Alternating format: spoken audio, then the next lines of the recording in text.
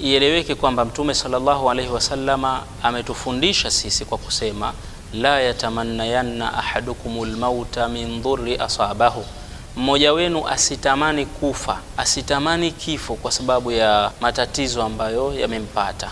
Fa in kana la budda fa'ila, anasema Mtume, ikiwa hakuna budi, ni lazima manake atamani yeye kifo, kwa sababu kuna wakati unampitia mtu anatamani kufa, anatamani kuondoka, pengine yuko katika hali mbaya ambayo anajiona kwamba kubaki kwake hapa duniani ni kuteseka sana. Mathalan, unaweza ukawa umefikia uzee, mgonjwa, haja ndogo inakutoka hapo hapo, haja kubwa, watoto pengine huna wa kukushughulikia, unapata tabu, unanyanyasika, ukaona kwa hali hii bora niondoke kuliko kubakia duniani. Sasa Mtume anasema ukifika wakati huu ukatamani kufa wewe kuliko kubaki hai, usiropoke tu maneno yoyote alikuwa kusema bora nife na nini. Omba hivi: Allahumma ahyini ma kanatil hayatu khairan li wa tawaffani idha kanatil wafatu khairan li.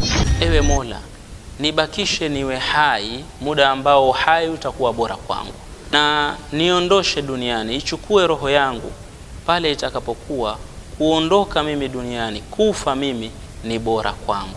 Sema maneno haya. Basi ukisema maneno haya, ikiwa mauti ni bora kwako kwa wakati huo, utakufa, na ikiwa kubaki hai ni bora kwako kwa wakati huo kuliko kufa, utabaki hai. Hivi ndivyo alivyotufundisha Mtume sallallahu alaihi wasallam.